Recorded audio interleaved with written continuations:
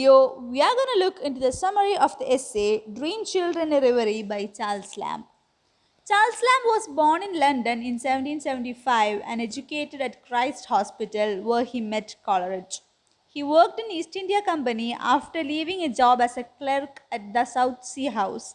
It was only late in life that he started writing. Tales from Shakespeare was the first book that brought Lamb the recognition and fame he yearned for. Essays of Elia is a collection of essays that he had written to London magazines, most of them being autobiographical in nature. Dream Children is part of this collection, and Essays of Elia was first published in book form in the year 1823. His family, his descent, his school days, his early surroundings, etc., are the subject matter of the essays in Essays of Elia. Elia is the persona that Lamb uses when writing essays. So, now let's look into the explanation of this Dream Children a Reverie. Now remember that Elia is the pen name of Charles Lamb, and so James Elia stands for Lamb himself. So one evening, Lamb's imaginary children Alice and John asked him about their grandmother, Mrs. Field, and this is how Lamb narrates the story of Mrs. Field and her great house. He sways back and forth between the present and past while he narrates childhood experiences along with recording the children's present reactions to it. He describes the charm of the old and the big house that their grandmother lived in. The house did not actually belong to her. She was the caretaker of this house, and the owner had built a newer and more fashionable house somewhere else, leaving this house under the care of Mrs. Field. In between, there is a reference to Ballad of the Children in the Wood. This ballad is a story about two little orphans, a boy and a girl, and how they had a very cruel uncle who took them to a forest nearby and abandoned the children there. The poor orphans died of hunger and cold in that forest. Even the birds felt such pity for these two children that they tried to cover their dead bodies with leaves. This is the story of the ballad, and there was a rumor that the ghost of these two children haunted the area and especially this particular house in which Mrs. Field lived in. Now, the narrator says that this whole story was carved in wood and kept for show as the chimney piece of this great mansion. But the real owner of the house, who is described here as the foolish rich person, pulled down this carved piece and put a marble piece of modern invention in its place. Now, this new piece had no story in it and changed the look of the entire place. Now, when Elia narrated this detail, Alice put a disapproving yet soft look on her face, which looked just like one of her mother's looks. Lamb paints a noble picture of Mrs. Field as well. She was well respected and she looked after the house with great care, even though it wasn't her own. And after her death, the house was unattended and left to decay. Many of the good old decorations of this mansion were then ripped away and put up in the owner's fashionable new house, which, according to Elia, made it look really awkward and out of place. And John smiled when Elia narrated this. Elia then narrates how grandmother Field's funeral was.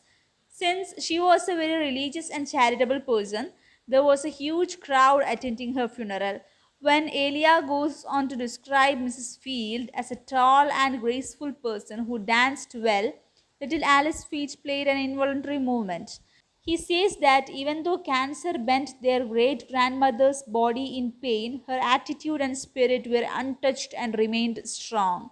She was also quite a brave lady who slept along in that huge mansion which was believed to be haunted. Mrs. Field once told Lamb how she had seen the ghost of those two orphans playing along the staircase, but she wasn't afraid of them as she believed they were innocent souls who could do no harm. On the other hand, Elia himself was quite scared to sleep alone in that house and always insisted his maid slept in the same room, for he wasn't half as religious as his grandmother and so believed the ghost may harm him. But he never saw those ghosts. Now, here John actually feels scared listening to all this talk about ghosts, but he tries to put on a brave look. Now, Elia goes on to tell the children how generous and good their grandmother was to her grandchildren as she allowed them to come and stay over and play at this great mansion during the holidays. Here, Lamb's childhood experiences are portrayed in the essays describing the great gardens and how Lamb spent his idle time there. He used to stare so much at the marble statues of the 12 cases that he would feel either himself becoming a statue or the statues coming alive.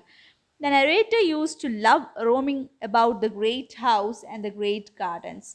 The description he gives of the garden is so tempting as Lamb engages all the five senses of his readers in this piece of description. And Elia declares that he took a lot of pleasure in roaming around the garden, unlike other children who would have preferred to enjoy the sweet flavors of the different fruits found in the garden. And on hearing this, John immediately keeps back the bunch of grapes which he had taken from a plate with the intention to eat and also share it with his sister Alice. The narrator then shifts his focus to a description of the kid's uncle, John L., who seems to be the favorite of Mrs. Field. Elia says he was quite handsome and lively. He was so strong that he rode horses at a very young age and also joined the hunters. Now, James Elia is described as being lame footed, although Lamb was never lame footed. And so, John L., Elias' brother, would carry him on his back for miles. But later on in life, John L. also became lame, and the narrator regrets to admit that he wasn't as considerate as John L. used to be. And when Jonel died, Elia initially thought he wasn't so affected by his brother's death, but then it gradually began to haunt him and he started to miss everything about Jonel. The narrator then started sincerely wishing Jonel was alive again, even if it was to quarrel with him. Elia felt as uncomfortable as he imagined Jonel would have felt when his limb was taken off by the doctor. At this point, the kids plead to stop and instead tell them something about their pretty mother Alice. Lamb thus narrates how he courted the beautiful Alice for 7 long years, and while at it he notices the children growing fainter and fainter until he could see nothing but two sad features that reminds him that they are not his or Alice's children, or children at all for that matter. Lamb then ends the essay by waking up in his bachelor chair where he had fallen asleep and was having a daydream. A reverie means a daydream. So, this is all about the essay Dream Children, a Reverie by Charles Lamb. Hope you have understood the overall theme of the work. So, that's all. Thank you for watching.